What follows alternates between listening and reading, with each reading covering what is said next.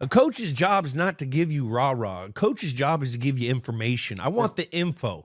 Yeah. Okay, I don't want to hear you need to do this. I want to know on this specific play, is he giving me inside leverage, outside leverage? Why are they doing this? Right. And that's what we got at halftime. I never could understand. I never was a captain. Yeah. I wasn't a captain in high school. I wasn't a captain in college. And I wasn't a captain in the NFL. And I'm glad. I don't have time to go and pick everybody up. Yeah. You know, I see these guys. I remember, what was the great linebacker for the Baltimore Ravens? Ray Lewis. Ray Lewis. I'm like, I don't get all that. That's wasted energy. Or as I like to call it, false chatter. Yeah. I mean, after that, you got to, if I'm doing what Ray did, I'm like, I got to take a break. Yeah. Take me out. I never got that. And all my coaches I've ever had were so fundamentally sound, principled. It was all serious. And that's the way I approach. I don't have time to be rah-rah. I don't want to scream it. I don't want to go scream at Lynn Swann, because he'll turn around and scream back and say, well, you dickhead, you threw it behind me. How the hell am I supposed to? You know what? He's right. Yeah. I used to apologize to these guys, but then I got to thinking about it. If I'd have been accurate, none of them would have made the Hall of Fame.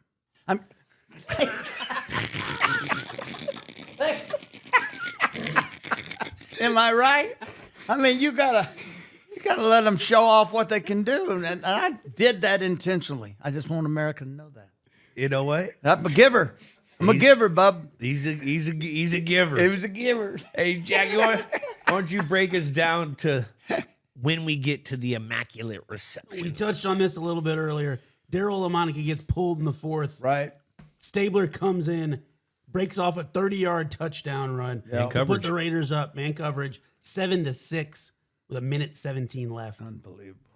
Terry and the boys come back out on the field, and then we're faced with fourth down, 10 yards to go from their own 40. 66 circle post. There it is. 66 circle post. Right.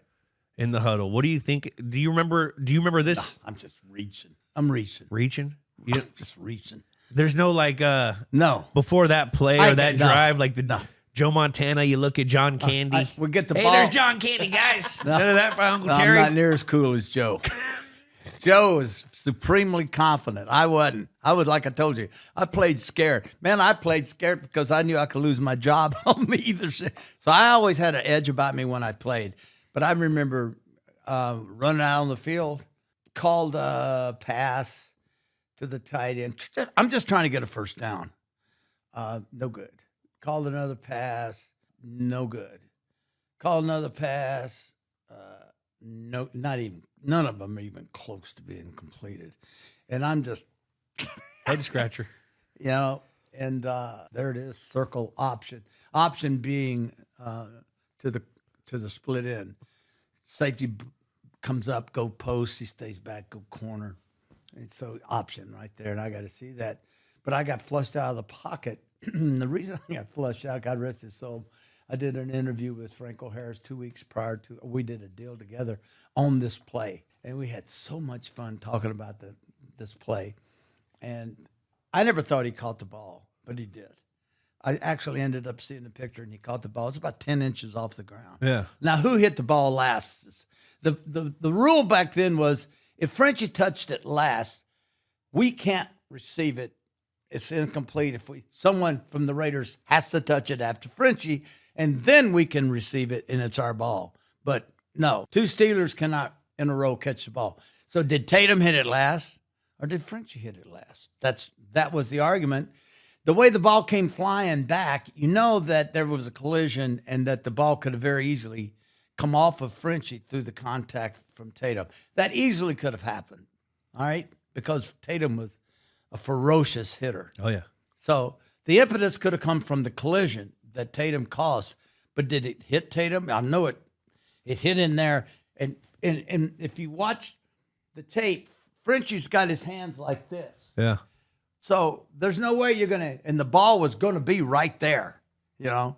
So there's no way that the ball could have hit his hands and bounced so many yards backwards.